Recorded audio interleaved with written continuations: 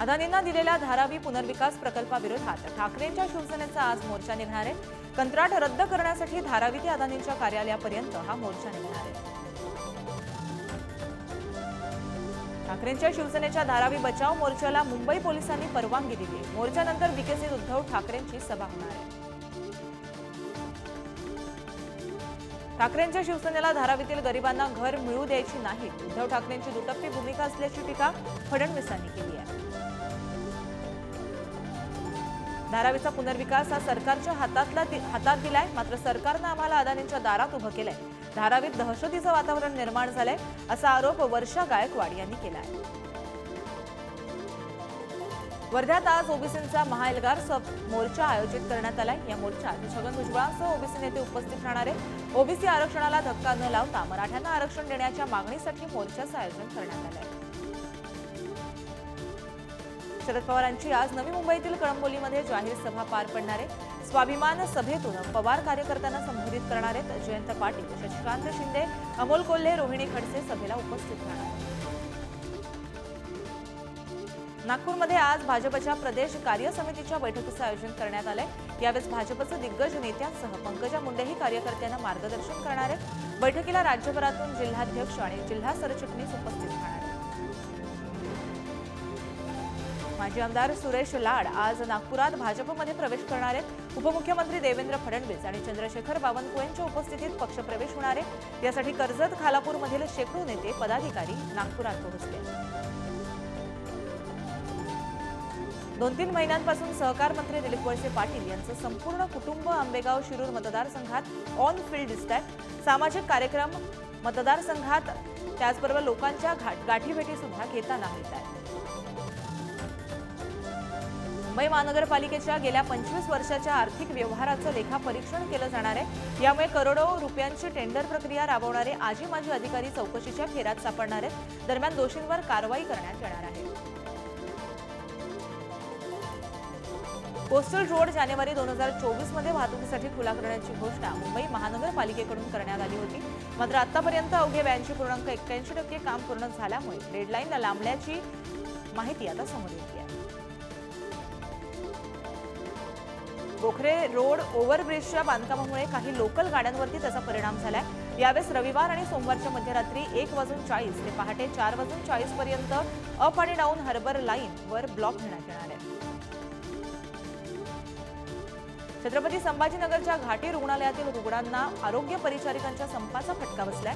शस्त्रक्रियांसाठी तयारी नसल्यानं रोज होणाऱ्या 30 ते 35 शस्त्रक्रियांपैकी दिवसभरामध्ये अत्यावश्यक अशा 3 आणि इतर 2 शस्त्रक्रिया झाल्याची माहिती प्रशासनानं दिली आहे। तुळजाभवानी मंदिर संस्थानाच्या नावानं वेबसाईट तयार करून भाविक आणि संस्थानाची फसवणूक होत असल्याची माहिती उघडकीस आली आहे। या प्रकरणी विजय बोधले यांच्या विरोधात पोलीस ठाण्यामध्ये गुन्हा दाखल करण्यात आला आहे। बिद्री कारखान्याच्या अध्यक्षपदी केपी पाटील यांची नियुक्ती करण्यात आली आहे, तर उपाध्यक्षपदाची जबाबदारी गणपतराव फरकटेंकडे देण्यात आली आहे। कारखान्याच्या सभागृहातील विशेष सभेत ही निवड जाहीर करण्यात आली आहे। पिंपरी चिंचवड महानगरपालिकेमध्ये कोट्यावधींचा टीडीआर घोटाळा झालाय असा आरोप विरोधी पक्ष नेते विजय वडेट्टीवारांनी केलाय। घोटाळ्याची चौकशी करा अन्यथा आंदोलन करणार असल्याचा इशारा सुद्धा त्यांनी सरकारला दिला आहे। तळवडे दुर्घटनेप्रकरणी पिंपरी चिंचवडमधील औद्योगिक उद्योगांचं सर्वेक्षण करण्यात येणार आहे। यावेळेस 75,000 औद्योगिक उद्योगांचं सर्वेक्षण करण्याचं काम सुरू आहे। उपमुख्यमंत्री देवेंद्र फडणवीसांनी विधानसभेत ही माहिती दिली आहे। राष्ट्रवादी आणि शिवसेनेच्या फुटीनंतर जुन्नर तालुक्यातील राजकारणाला कलाटणी मिळण्याची शक्यता आहे। माजी आमदार शरद सोनावणे आणि आढळराव पाटील यांच्यातील दुरावा आणि अमोल कोल्हे आणि सोनावणे यांच्यातील जवळीक यामुळे आगामी काळात राजकीय उलथापालथ होण्याची दाट शक्यता आहे। इथेनॉल निर्मितीवर बंदीची अट केंद्राकडून काही प्रमाणात शिथिल करण्यात आली आहे। 17 लाख टनापर्यंत साखरेचा इथेनॉल निर्मितीसाठी वापर करण्यास मुभा देण्यात आली आहे। ऊसाचा रस आणि बी श्रेणीतील मोलेसिसपासून इथेनॉल निर्मितीस परवानगी देण्यात आली आहे। सॅमसंग गॅलेक्सी मोबाईल युजर्ससाठी हाय रिस्क अलर्ट जारी करण्यात आलाय। सायबर हल्ले आणि हॅकिंगपासून बचावासाठी ओएस आणि सुरक्षा प्रणाली त्वरित अपडेट करण्याचं आवाहन करण्यात आलंय। इंडियन कम्प्युटर्स इमर्जन्सी रिस्पॉन्स टीमनं सुरक्षा अलर्ट जारी केला आहे। रायगडच्या खोपोलीतील ड्रग्ज प्रकरणाचं आंतरराष्ट्रीय कनेक्शन आता उघड झालंय। खोपोलीतील ड्रग्जचं कंटेनर जहाजांमार्फत परदेशात पाठवले जायचे। या प्रकरणी आता कंटेनर मालक, निर्यातदार आणि केमिकल पुरवठादारांची चौकशी होणार आहे। एसटी प्रशासनानं प्रवाशांसाठी पुण्यातील स्वारगेट स्थानकातून नाशिकसाठी ई-शिवाई बस सोडण्याचा निर्णय घेतलाय। आजपासून सकाळी 5 ते दुपारी 1 वाजेपर्यंत दर तासाला ई-शिवाई बस उपलब्ध करण्यात आली आहे। भिवंडी येथील आमणे गावाजवळ खेळासाठी राखीव असलेली 50 एकर जागा क्रिकेट मैदानासाठी 60 वर्ष भाडेतत्वावर देण्याकरिता निविदा जारी केल्या।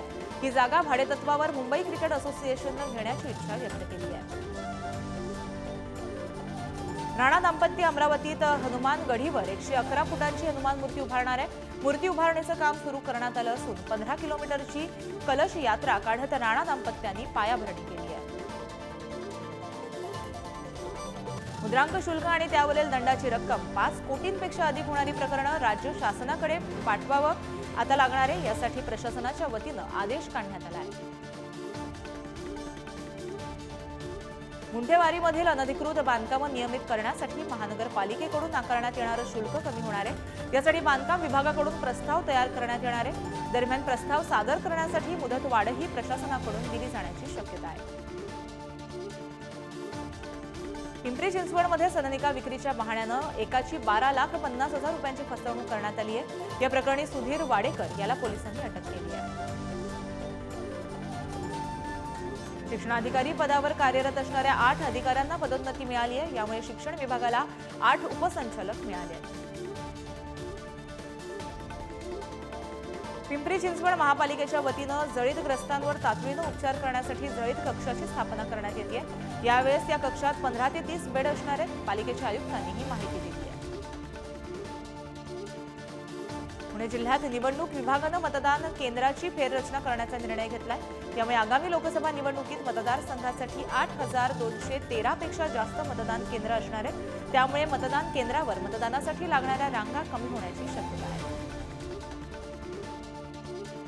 साताऱ्यातील ओझरडे येथे धोम डाव्या कालव्याला मोठं भगदाड पडल्यानं गावातील ओढ्याला मोठा पूर आलाय। यावेळेस पुरात अडकलेल्या ऊसतोड कामगारांना सुखरूप बाहेर काढण्यात आले।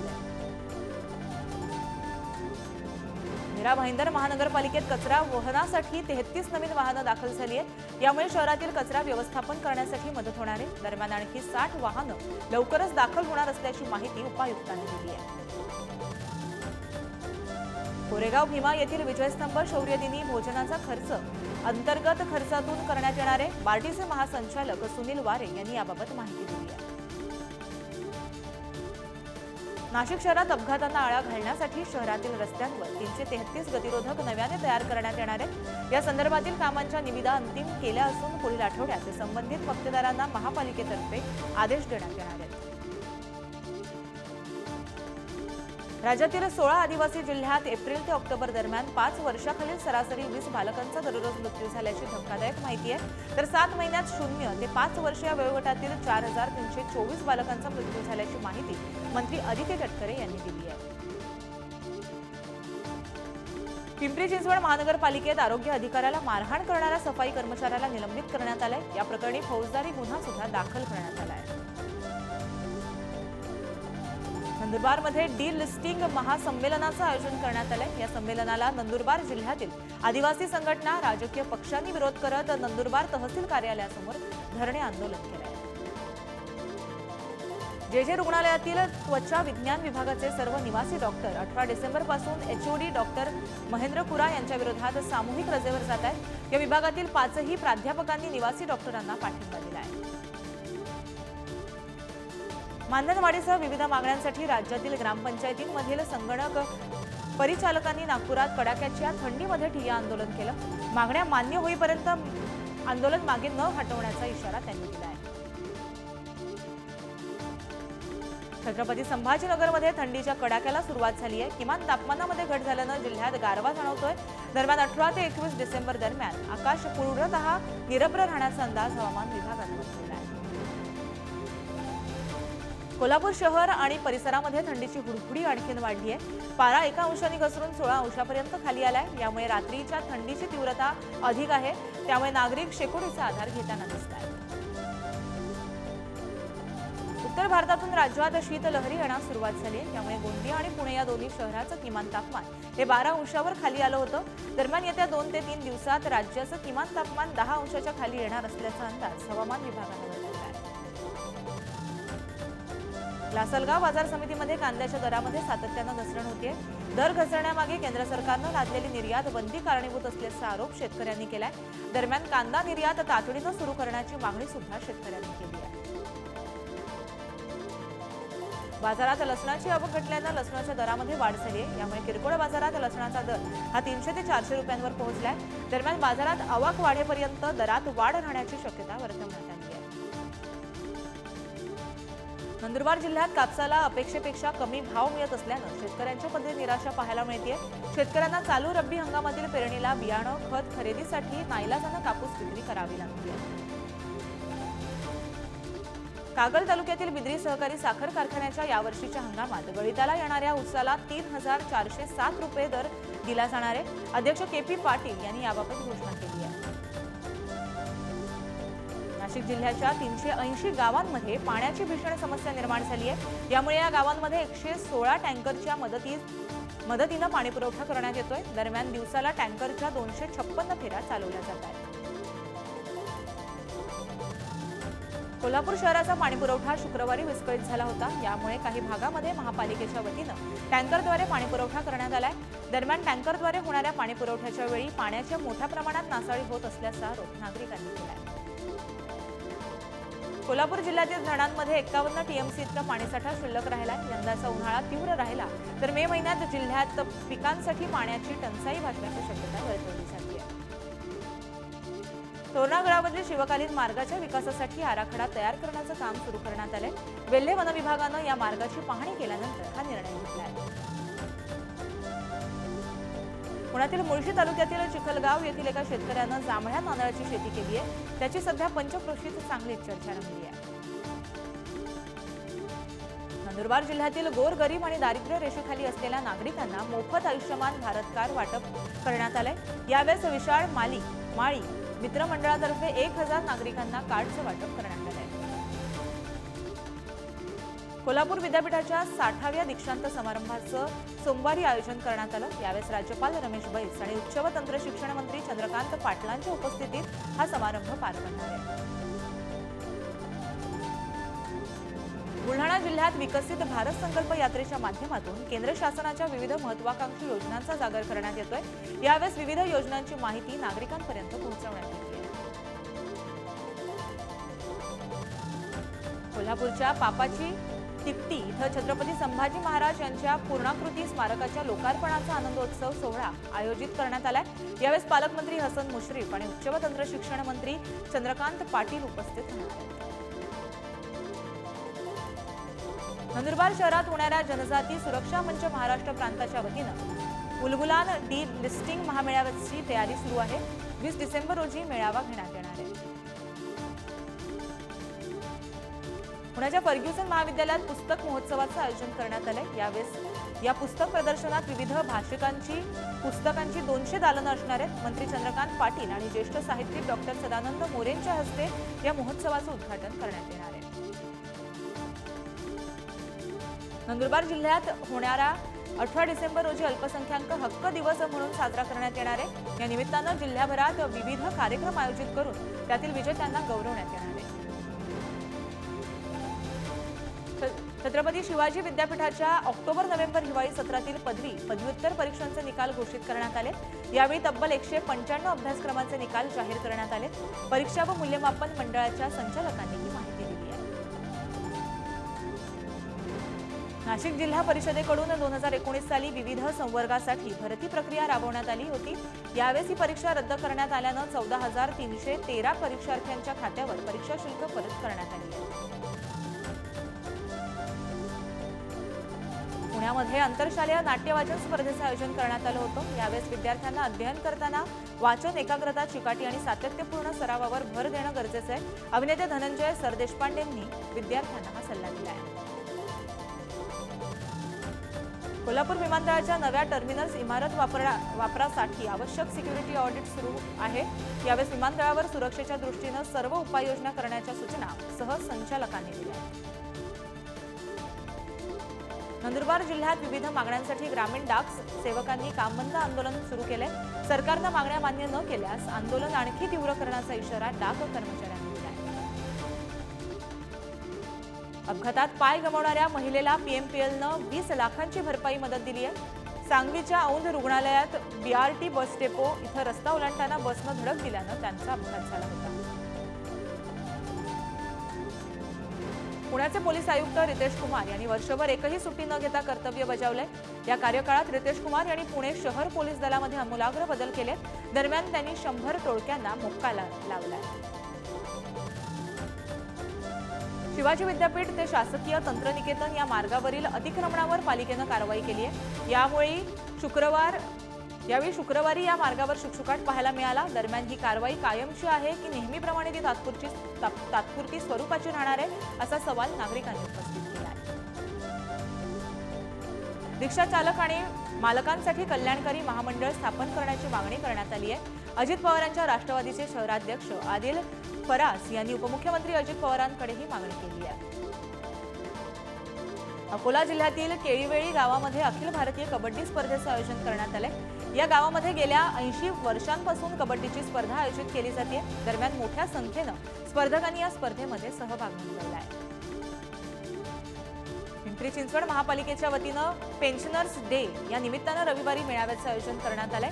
यावेळेस मराठी साहित्य संमेलनाचे माजी अध्यक्षांसह आयुक्त शेखर सिंह आणि महापालिकेचे अधिकारी मेळाव्यात उपस्थित राहणार आहेत।